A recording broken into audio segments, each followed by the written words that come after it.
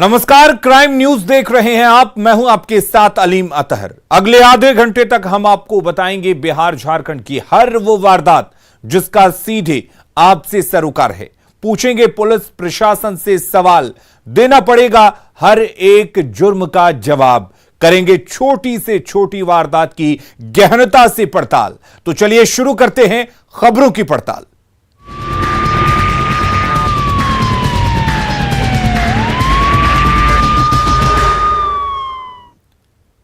और बात सबसे पहले हाजीपुर की करते हैं। बिहार में अनलॉक की शुरुआत होते ही बदमाश भी आउट ऑफ कंट्रोल हो गए हैं। लॉ एंड ऑर्डर को ठेंगा दिखा रहे हैं। दिन दहाड़े लूट की बड़ी वारदात को अंजाम दे रहे हैं, वो भी बैंक में घुसकर। इसे आप अंदाजा लगा सकते हैं कि अपराधियों में खाकी का कितना खौफ है। इन बेखौफ अपराधियों के सामने पुलिस प्रशासन की सारी व्यवस्थाएं बौनी साबित हो रही हैं। देखिए ये रिपोर्ट। हाजीपुर में अपराधियों के हौसले बुलंद। दिन दहाड़े HDFC बैंक में की डकैती। 1 करोड़ 19 लाख लूट ले गए बदमाश।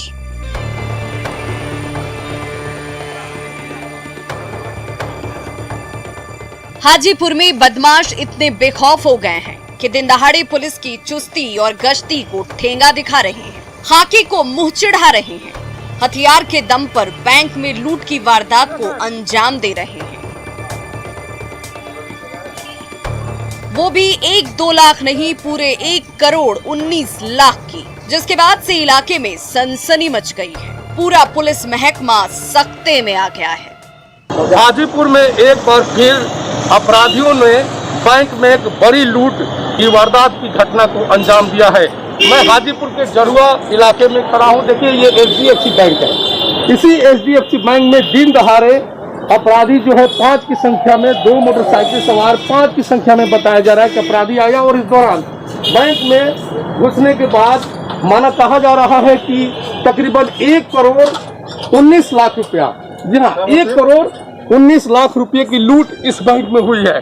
और इसके अलावा भी इसमें गणना की जा रही है, पैसे कैश मिलाया जा रहा है। हो सकता है ये रकम और भी ज्यादा हो। तो इस तरह से कह सकते हैं कि जैसे ही अनलॉक का शुरू हुआ है उसके बाद ये बड़ी घटना सामने आई है। और इस दौरान दिन दहाड़े अपराधी यहाँ आकर 1 करोड़ 19 लाख रुपए की लूट कर यहाँ से चले गए हैं। हालांकि पुलिस यहाँ पहुंची है और पूरे मामले की छानबीन कर रही है, लेकिन अभी तक अपराधियों का कोई सुराग नहीं मिला है। 5 की संख्या में आए अपराधियों ने हथियार के धौंस पर इस लूट की वारदात को दिन के उजाले में 10:20 पर अंजाम दिया। बैंक थोड़ी ही देर पहले खुला था कि 5 की संख्या में आए बदमाश एक-एक कर बैंक में जा घुसे और सभी बैंक कर्मियों और बैंक में मौजूद ग्राहकों को हथियार का भय दिखाकर अपने कब्जे में कर लिया। आराम से 1 करोड़ 19 लाख रुपए बोरे और बैग में रखे गए और यहाँ से अपराधी फरार हो गए। HDFC की एक जलवा शाखा है, अराउंड 10:20 के बीच में जो जानकारी हासिल हो रही है, हम लोगों ने देखा है कि 5 लोग घुसे हैं और बैंक रॉबरी करते हुए बाहर निकले हैं। कुछ क्लू जो हम मिल रहे हैं, वी आर फॉलोइंग दोस्त। कितने के लूट हुए? अराउंड 1 करोड़ जो उनका अमाउंट है उससे कुछ ज़्यादा हम लोग चेक कर रहे हैं। अभी एक्जैक्ट अमाउंट नहीं बताया, बट अराउंड 1 करोड़। CCTV में कुछ आया है सर? जी आया है, उसके बेस पे हमने कुछ काम किया। बेखौफ अपराधियों की ये पूरी वारदात CCTV कैमरे में कैद हो गई। देखिए, ये वो 5 बदमाश हैं जो खाकी के खौफ को मुंह चिढ़ाते हुए इस वारदात को अंजाम देते नजर आए। जिले के पुलिस अब इन लुटेरों को ध्यान से पहचान ले। अपराधी नंबर 1, अपराधी नंबर 2, अपराधी नंबर 3, अपराधी नंबर 4 और अपराधी नंबर 5। तो देखा आपने कैसे ये 5 बदमाश बेखौफ अंदाज में बोरे और बैग में पैसे लेकर बाहर निकल रहे हैं। लूट की इस खौफनाक वारदात के बाद से पुलिस तिलमिला गई है और जिले की सीमा की घेराबंदी में जुट गई है ताकि अपराधियों तक पहुंचा जा सके और अपनी नाकामी पर पर्दा डाला जा सके। लेकिन अफसोस कि पुलिस को अभी तक कोई सुराग हाथ नहीं लगा। HDFC बैंक है जरुआ में, वहीं पर लूट की बात बताई जा रही है। 10:20 में 4 अपराधकर्मी अंदर प्रवेश किए थे, हथियार के बल पर लूटपाट किए हैं। अभी करीब 1 करोड़ 19 लाख का लूट का बताया जा रहा है और हिसाब जोड़ रहे हैं लोग। क्या कार्रवाई हो रही है उसमें तो अभी देख रहे हैं फिर हम लोग भागने की दिशा में और पूर्व अपराध करने की दिशा के ये पर पहचान कायम करने का प्रयास किया जा रहा है। छापेमारी भी चल रही है सर। हाँ, छापामारी के लिए बोला गया, पूरे जिला को अलर्ट किया गया, बॉर्डरिंग जिला को भी अलर्ट किया गया और जितना हमारे बॉर्डर है उसको भी किया गया है। लूट की इस वारदात ने जिले की पुलिस की नींद उड़ा दी। चौक चौराहों पर हर आने जाने वालों की तलाशी ली जा रही है ताकि लुटेरों का सुराग मिल सके। पूरी तरह से अपराधियों को पकड़ने के लिए नाकेबंदी की है, लेकिन अभी तक इस मामले में किसी को गिरफ्तार नहीं किया गया है। पुलिस मौके पर सदर एसडीपीओ राघव दयाल, एसपी मनीष यहाँ पहुंचकर बैंक कर्मियों से भी पूछताछ कर रहे हैं और उसके बाद किसी नतीजे पर पहुंचा जाएगा। लेकिन फिलहाल हाजीपुर में एक बार फिर एक बड़ी लूट की घटना को अंजाम देकर अपराधियों ने प्रशासन को बड़ी चुनौती दी है। राजीव मोहन, न्यूज़ 18 हाजीपुर। और अगली खबर औरंगाबाद से है, जहां जिले के दाऊदनगर उपकारा में बंद कैदी विकास कुमार की कारा के सिपाही आरके यादव ने पिटाई कर दी। बताया जा रहा है कि सिपाही आरके यादव ने एक अन्य कैदी के साथ मिलकर कैदी विकास कुमार की पिटाई की है। कैदी विकास कुमार का कसूर सिर्फ इतना था कि उसने जमानत के कागजात पर साइन किए जाने की एवज में 500 रुपए घूस देने से इनकार कर दिया। बस इसी बात से सिपाही आरके यादव भड़क गया और लाठी डंडू से विकास कुमार की पिटाई कर दी। गंभीर रूप से घायल विकास को इलाज के लिए औरंगाबाद सदर अस्पताल में भर्ती किया गया है। सिपाही एक था आरके यादव, वो 500 रुपया का डिमांड कर रहा था अंदर हमसे कि तुम छूटने वाले हो, 500 रुपया दो। हमारे पास पैसा नहीं था, हम बोले कि सर अंदर में पैसा हम कमाने आए हैं, कि पैसा आपको देंगे। तो कहा कि ठीक है जाओ, तुम्हारा बाप का कोई नौकर है कि कागज़ लेके घूमते रहेगा। और उसके बाद टारगेट करके रखा था हमको कल से ही, और कल 11 बजे मेरा बेलबोंड जेल में गया था और 5:15 में जेल बेलबोंड हमको साइन करवा के पैसा जब लिया ना बाहर से, उसके बाद बेलबोंड साइन करवा के और फिर 5:15 में दिया। और आज टारगेट करके सुबह 11:30 बजे हमको बहुत मारा है। और ऐसे में न्यूज़ 18 सवाल उठा रहा है कि क्या जेल में घूस लेने की छूट है। सवाल यह भी है कि सिपाही आरके यादव ने आखिर कैदी को क्यों पीटा, वो भी इतनी बुरी तरह से। क्या जेल में पुलिस की गुंडागर्दी चलती है? सवाल कई हैं जिसका जवाब जेल प्रशासन को, साथ ही जिला प्रशासन को देना चाहिए।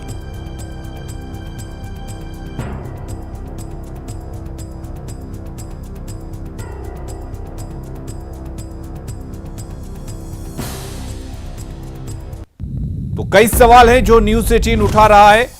आपको बता दें कि एक कैदी के साथ मारपीट की गई है। तस्वीरों में आप देख सकते हैं किस तरीके से कैदी चोट के निशान को दिखा रहा है, किस तरह से उसे पीटा गया है, कितनी बुरी तरह से पीटा गया है। ये तस्वीरें देखकर आप अंदाजा लगा सकते हैं। दरअसल मामला यह है, विकास का आरोप है कि उससे बेल बॉन्ड पर साइन करने के एवज में 500 रुपये मांगे गए और इसके बाद उसकी पिटाई की गई जब उसने देने से इनकार कर दिया। संजय हमारे साथ जुड़े हुए औरंगाबाद से हमारे संवाददाता। संजय, क्या माना जाए, क्या जिले में अपराधियों की गुंडई में कमी रह गई थी जो अब जेल के ये सिपाही भी गुंडागर्दी पर उतर आए हैं, सरेआम घूस की मांग की जा रही है? जी अभी यह अतिशयोक्ति नहीं होगी कि पुलिस की गुंडागर्दी इन दिनों जिले में काफी बढ़ गई है। जेल में तो यह एक मामला सामने आया है, इसके अलावा अन्य कई ऐसे मामले हैं जिसमें पुलिसकर्मियों की गुंडागर्दी और उनकी मनमानी जो है वो साफ स्पष्ट नजर आती है। जैसा कि विकास ने बताया कि जो 8 जून को इसका बेल औरंगाबाद की अदालत से हुआ और उसके बाद उसके भाई ने कागज को, बेल बॉन्ड जो होता है, वो कागजात को लेकर दाऊदनगर उपकारा पहुंचा और वहाँ ड्यूटी पर तैनात आरके यादव नाम का सिपाही जो था उसको उन्होंने कागजात थमाया। कागजात थमाने के बाद जब जानकारी हो गई आरके यादव को कि इसकी जमानत होने वाली है, विकास की जमानत होने वाली है, तब उसने उनसे 500 रुपए की मांग की मांग पूरी नहीं होने पर विकास को बड़ी ही बेरहमी से पीटा गया। जैसा कि विकास ने बताया कि आरके यादव और एक अन्य अपराधी किस्म का जो कैदी जेल में बंद था, उसकी मदद से इसकी जमकर पिटाई गई है। उसके विकास के मुताबिक लगभग 100 डंडे मारे गए हैं और जख्म भी चीख चीख कर ये बता रहे हैं कि उसकी बड़ी ही बेरहमी से पिटाई की गई है। और यह भी बता दें अलीम जी, विकास को तब छोड़ा गया है जबकि उसको जो आरके यादव जो सिपाही है, कारा का सिपाही है, उसको पैसे दिए गए, उसके बाद ही उसने बेल बॉन्ड पर साइन किया और उसके बाद उसकी रिहाई की गई है जी। लेकिन संजय, जिस तरीके से एक सिपाही 500 रुपए की मांग करता है और पैसे नहीं देने पर इस तरीके से बर्बरता से पिटाई की जाती है, इसका मतलब तो साफ है कि ना तो जिला प्रशासन का डर है उसके अंदर, ना जेल प्रशासन का डर है उसके अंदर, और मुझे लगता है ना जिले के एसपी डीएम का डर है उसके अंदर। जी अलीम, जब यह मामला सामने आया उसके बाद हमने जिला पदाधिकारी से इस मामले पर उनकी प्रतिक्रिया जाननी चाहिए कि आगे इस मामले में वो क्या कर रहे हैं। तो उन्होंने कहा कि जानकारी हुई है, हमें भी इस मामले की जानकारी हुई है, हमने एक टीम का गठन किया है। दाऊदनगर एसडीओ के नेतृत्व में एक टीम का गठन किया है, जिसमें औरंगाबाद के अपर एसडीओ और दाऊदनगर की एसडीपीओ शामिल हैं।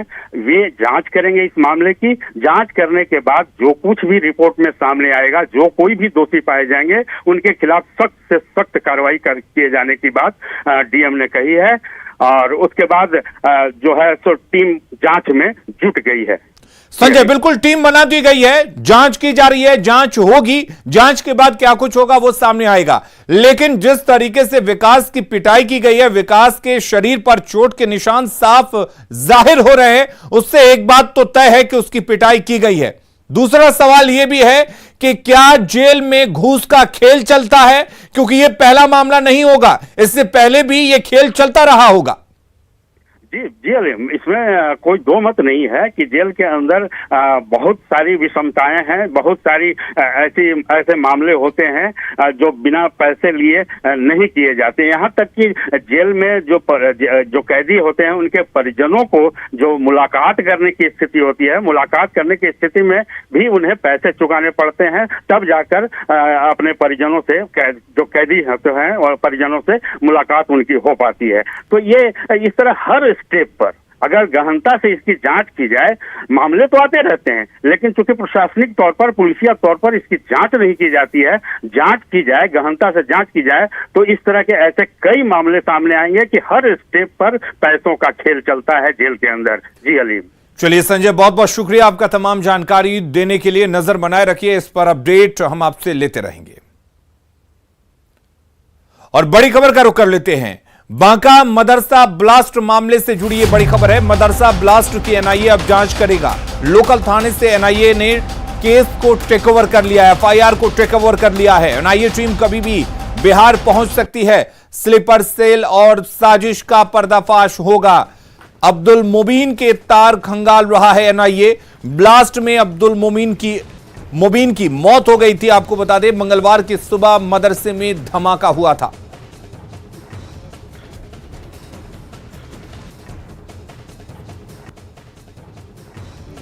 तो बांका मदरसे में ब्लास्ट में अपडेट आपको दे दें। अब इस पूरे मामले की जांच एनआईए करेगा। एनआईए लोकल थाने में दर्ज एफआईआर को टेक ओवर कर चुका है। दरअसल एनआईए इस धमाके से जुड़े हर एक एंगल को खंगालने की कोशिश करेगा, क्योंकि इस पर सियासत भी शुरू हो गई है।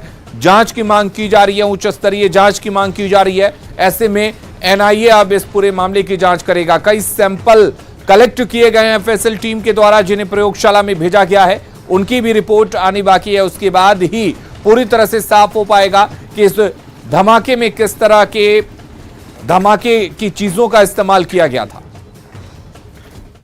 गोपालगंज के अधिवक्ता नगर में दिन दहाड़े बेखौफ अपराधी बमबारी और फायरिंग करते हैं, वो भी नगर थाने से महज चंद कदमों की दूरी पर।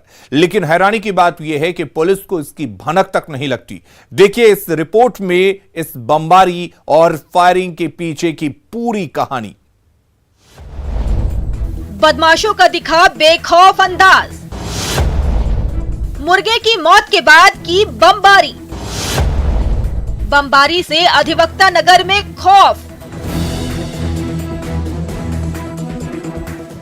गोपालगंज में बदमाश इस कदर बेखौफ हो गए हैं कि दिन दहाड़े पुलिस को चुनौती दे रहे हैं।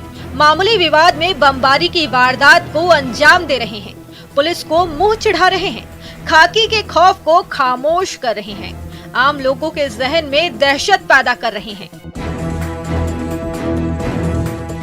उस बात की तस्दीक सीसीटीवी कैमरे में कैद ये तस्वीरें कर रही है। ये तस्वीरें जिले के अधिवक्ता नगर की है, जो नगर थाने से महज कुछ ही दूरी पर स्थित है। हैरानी की बात ये है कि बाइक सवार बदमाश पुलिस के नाक के नीचे इतनी बड़ी वारदात को अंजाम देकर आराम से चलते बने और पुलिस की कान तक इस धमाके की गूंज नहीं पहुंची, जो कई सवाल खड़े कर रहा है। गली में लगे तीसरी आंख में जो तस्वीरें कैद हुई है, उसमें आप देख सकते हैं कि अधिवक्ता नगर की सड़क पर इक्का दुक्का लोग ही नजर आ रहे हैं। तभी बाइक पर सवार दो लोग उस सड़क से गुजरते हैं। कुछ दूर आगे जाने के बाद बाइक दिनेश श्रीवास्तव के घर के बाहर रुकती है।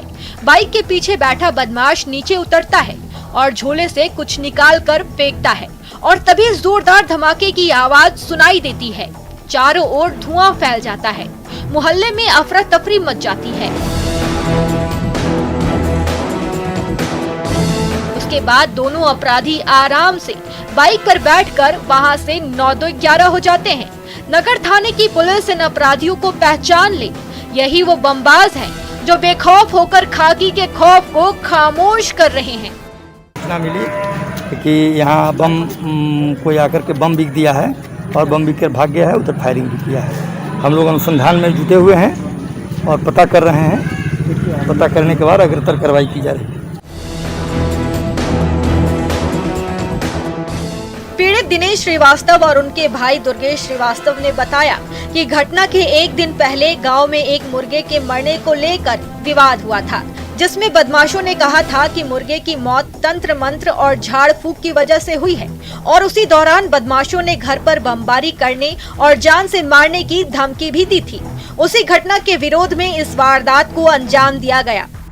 बात करनी हुआ, वो लोग डाइन का ब्लेम लगा के कोई वजह बता दिया था कि ये लोग का घर का कराधर आया है, तो बात करनी हुआ। वहाँ से वो बोला कि हम बम से उड़ा देंगे, मार देंगे। हमारे भैया वहाँ भाभी अकेले रहता है लोग, तो रात में वो लोग तलवार गाड़ के भाला लेके भैया को मारने के लिए गया। भैया दरवाज़ा नहीं घेरे, दरवाज़ा पे ईंटा पत्थर से लाठी से फरसा से मारा है। लोग चीना अभी तक बरकरार है वहाँ, और खजरी बोला कि कहीं आप लोग लेके जाइएगा, हम मुआ देंगे उनको। यहाँ हम लोग भैया को लेके आए हैं, तब तक आज यहाँ के 2 बम फोड़ दिया, आगे जाके फायर किया। पीड़ित परिवार ने बदमाशों की पहचान का दावा भी किया है और नाम भी बताया है। बजरंग लाल श्रीवास्तव, उसका लड़का ऋषभ है, गोलू है, और यहाँ इसके एक लड़का यहाँ रहता है सचिन, उसका गोलू का मामा का लड़का है। वो कभी भी झगड़ा उगड़ा होता है तो वहाँ पे गांव में आता है, वहीं गोपालगंज में रहता है। आरोपियों का नाम और तस्वीर सामने है। जरूरत है कि पुलिस जल्द से जल्द पहचान कर इन्हें गिरफ्तार करे और सलाखों के पीछे पहुंचाए, ताकि जिले में पुलिस का इकबाल कायम रहे और आम लोग बेखौफ होकर जी सकें। अगर देर हुई तो नगर थाने की पुलिस को जवाब देना भारी पड़ेगा। न्यूज़ 18 के लिए गोपालगंज से मुकेश की रिपोर्ट। अगली खबर कटिहार से है, जहां जमीन विवाद में 2 पक्षों में जमकर मारपीट हुई है, जिसमें लगभग आधा दर्जन लोग गंभीर रूप से जख्मी हो गए हैं। मामला फलका थाना क्षेत्र के हथबड़ा पंचायत के कलीबारी का है, जहां जमीन का नापी को लेकर 2 पक्षों में जमकर मारपीट हुई। घायलों का इलाज फलका प्राथमिक स्वास्थ्य केंद्र में चल रहा है। की कर ला रहे हैं? कुछ ना बस नहीं कर ला रही है। जमीन में माना फिर बात करे इतने का बात और में से मारपीट कर को खाली गाड़ी दचले खाली गाड़ी दचले ये मार को जे खून जे बाहर जे बांस लग मारला छ, लाठी लग मार को जे बांस और लाठी लग। पटना सिटी में अपराध की योजना बना रहे 3 अपराधियों को पुलिस ने गिरफ्तार किया है।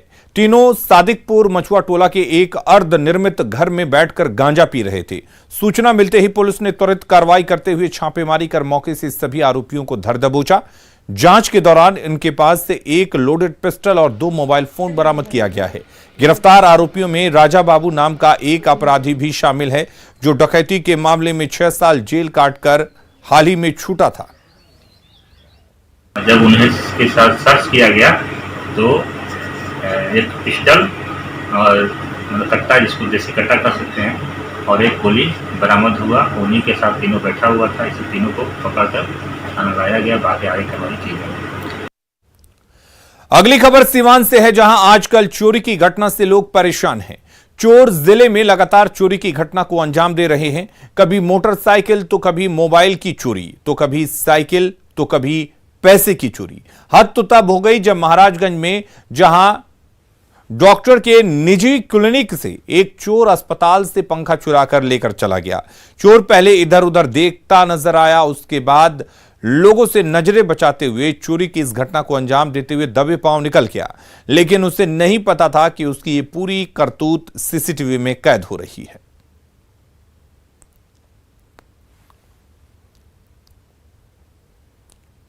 सीतामढ़ी में संपत्ति विवाद को लेकर नंदकिशोर राय की हुई हत्या का तार दिल्ली की तिहाड़ जेल से जुड़ चुका है। सीतामढ़ी पुलिस ने यह खुलासा किया है कि 4 करोड़ की संपत्ति को लेकर 3 जून की सुबह एसपी आवास से महज 200 मीटर की दूरी पर नंदकिशोर राय की गोली मारकर हत्या कर दी गई थी। यह हत्या जमीन की खरीद बिक्री को लेकर हुई, जिसमें सीतामढ़ी नगर परिषद के पूर्व चेयरमैन सुवंश राय की संलिप्तता उजागर हुई है। सुवंश राय पहले से जमीन संबंधी हत्या केस में सीतामढ़ी जेल में बंद हैं, जिसने अपने कुछ सहयोगियों के साथ मिलकर हत्या की सुपारी दी थी। दिल्ली के तिहाड़ जेल में बंद कुख्यात अपराधी कालिया ने हत्या के लिए शूटर मुहैया कराया था और इस तरह से घटना को अंजाम दिया गया। पुलिस ने हत्यारों को गिरफ्तार कर लिया है। जो मेन शूटर है सभी गिरफ्तार हो गए हैं। जो हत्या करवाने वाले लोग थे उसमें से भी कुछ लोग गिरफ्तार हैं, कुछ ऑलरेडी जेल में थे। जो मामला सामने आया है उसमें यह पता चला है कि मुख्य रूप से हत्या जो है वो काटा चौक के पास में एक लगभग 4 करोड़ की जमीन है, उसको लेकर के हत्या किया गया है।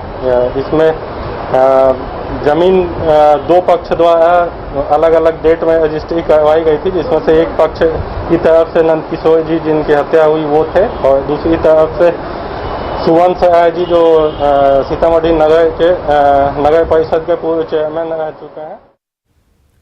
झारखंड एनसीबी टीम को बड़ी सफलता हाथ लगी है। गुप्त सूचना के आधार पर रांची नारकोटिक्स कंट्रोल ब्यूरो की टीम ने जमशेदपुर के साक्षी थाना क्षेत्र में छापेमारी की। इस दौरान जुबली पार्क गेट के पास से आम लदे ट्रक से 7 क्विंटल गांजा जब्त किया गया। गांजा के साथ 4 तस्कर भी गिरफ्तार किए गए हैं। जब्त गांजे की कीमत 70 लाख रुपए बताई जा रही है। इस गांजे को ओडिशा के पालरू से जमशेदपुर लाया जा रहा था और इसे बागबेड़ा में सप्लाई किया जाना था। एनसीबी की गिरफ्त में आए 4 आरोपियों में से 2 युवक ओडिशा के रहने वाले हैं, जबकि 2 बिहार के रहने वाले हैं। फिलहाल सभी से साक्षी थाने में पूछताछ की जा रही है।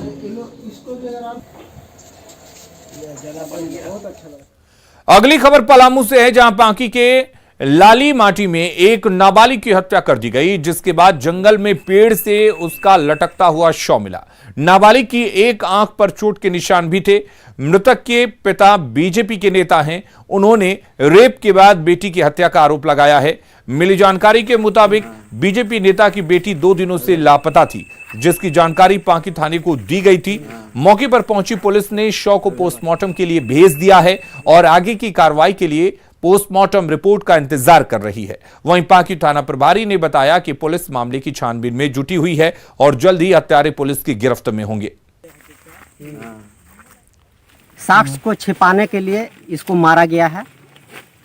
साक्ष्य नहीं रहेगा हम बच जाएंगे।